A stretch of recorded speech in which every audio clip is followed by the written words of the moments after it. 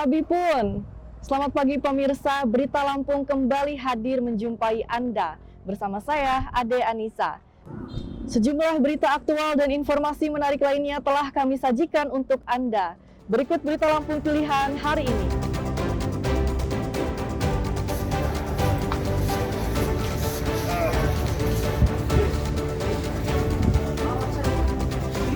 Kawanan pencuri belasan motor di Bandar Lampung diringkus.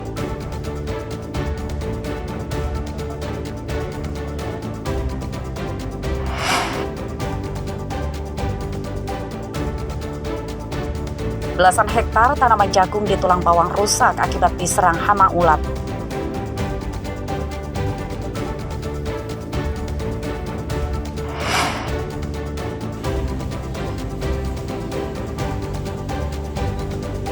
Pemerintah Provinsi Lampung kekurangan anggaran untuk memperbaiki jalan yang jumlahnya sudah terlalu banyak.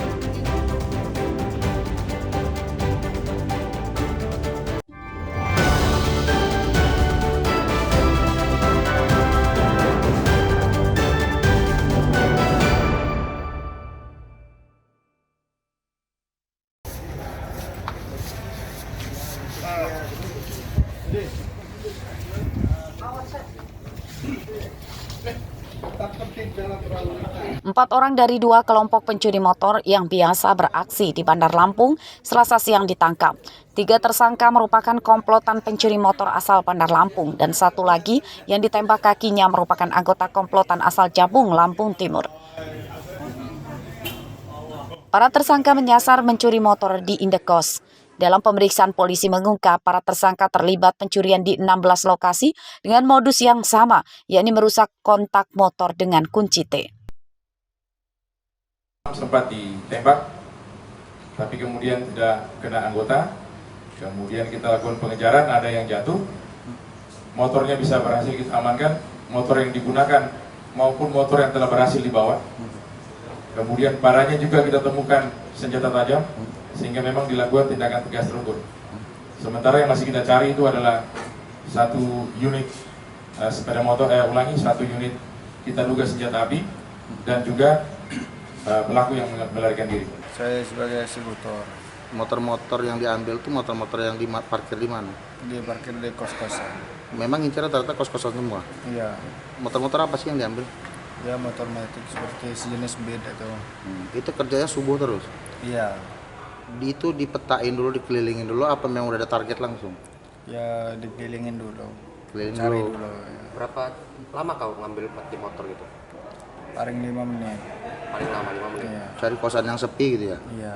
Nah, satu motor biasanya kamu jual berapa?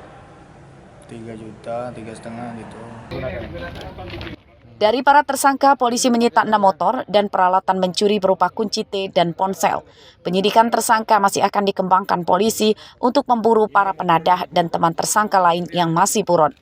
Robi Laste melaporkan dari Bandar Lampung. Panjang-panjang. Dari luar, jadi dari jam 2 pekan penyelidikan pembunuh bocah perempuan umur 10 tahun di kamar salah satu pekerja di perusahaan perkebunan tebu di Tulang Bawang belum berhasil ditangkap. Hingga Selasa siang kemarin, pelaku yang identitasnya sudah dikantongi polisi tersebut masih dalam pengejaran. Perburuan pelaku melibatkan petugas gabungan dari Polres Tulang Bawang dan Polda Lampung. Dalam penyelidikannya, polisi telah memeriksa belasan saksi dan menggerebek ke sejumlah tempat yang diduga tempat pelaku bersembunyi namun hasilnya nihil. Tersangka sudah diketahui, tim di lapangan sedang bekerja, doakan mudah-mudahan segera bisa tertangkap pelaku. Ada dugaan ke melarikan diri keluar kota, Pak? Sementara Ada kesulitan nggak untuk mengungkapi kalau untuk kesulitan sementara belum ada, karena proses pencarian tersangka masih dilakukan oleh tim. Jadi doakan aja semoga segera bisa tertangkap. Hasil otopsi belum ya, Pak? Ya? Untuk otopsi dari Rumah Sakit Bayangkara nanti. Sesuai dengan bukti-bukti petunjuk yang ada di TKP ini sudah mengarah. Namun pada saat ini memang kami masih melakukan penyelidikan mendalam untuk mengetahui di mana keberadaan dari pelaku. Kalau untuk korban, Pak, ditemukan di rumahnya atau di rumah terduga, Pak? Untuk korban, Iya, untuk korban Di saat ditemukan di dalam kamar ini, di kamar milik dari terduga pelaku yang kita curigai. Mayat bocah perempuan 10 tahun di dalam lingkungan mes karyawan pabrik tebu di Tulang Bawang terjadi pada 22 Juni 2025. Korban yang sebelumnya berpamitan pada orang tuanya mandi, akhirnya ditemukan tewas di dalam kamar tetangganya. Korban tewas akibat menderita luka bekas penganiayaan dan di kemaluannya mengeluarkan darah. Sebelum dibunuh, polisi menduga korban diruda paksa oleh pelaku. Mustaqim melaporkan dari Tulang Bawang.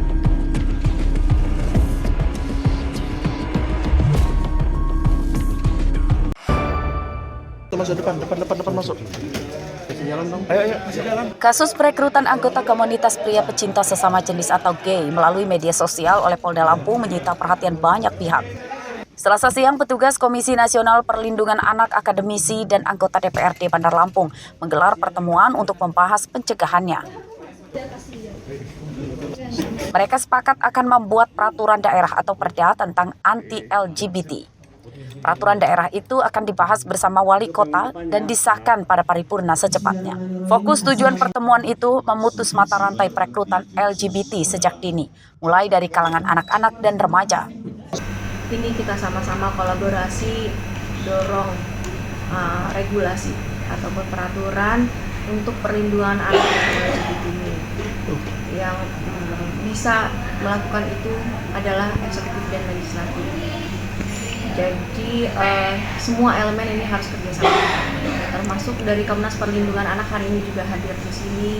Jadi kami berharap Komisi Penyiaran pun termasuk jangan lagi memperbolehkan atau menormalisasikan cerita film yang menggambarkan bahwa penyuka sesama jenis itu adalah salah satu jalan cerita yang baik, karena anak-anak mungkin di kita di Indonesia di bawah 18 tahun masih dianggap anak, sehingga mereka merasa itu adalah di film saja diperbolehkan, kenapa kami di dunia nyata tidak boleh? Kami inilah bentuk cinta yang sesungguhnya gitu loh. Jadi kalau buat kami dari Komisi Perlindungan Anak ini adalah korban dari tingkah laku orang dewasa. Sehingga semakin orang dewasa menormalisasikan cinta sesama jenis, maka anak-anak akan menjadi korban berikutnya.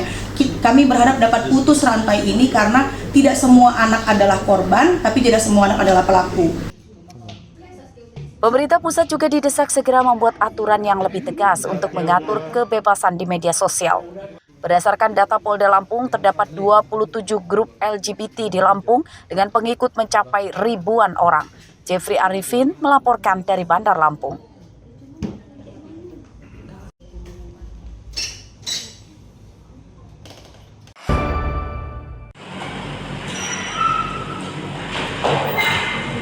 Mantan Sekretaris Daerah atau Sekda Pringsewu, Heri Iswahyudi, Selasa siang menjalani sidang sebagai terdakwa kasus korupsi dana hibah yang mengalir ke Lembaga Pengembangan Tilawatil Quran atau LPTQ Pringsewu. Heri Iswahyudi merupakan ketua lembaga tersebut. Dalam pembacaan dakwaan, jaksa menyatakan terdakwa diduga menyalahgunakan wewenang jabatannya untuk mendapatkan dana hibah dari Pemda Pringsewu ke lembaga yang dipimpinnya pada tahun 2022 sebesar 3 miliar rupiah. Penggunaan dana hibah tersebut menimbulkan kerugian negara hampir 600 juta rupiah. Modus korupsi yakni membuat laporan keuangan dari kegiatan fiktif.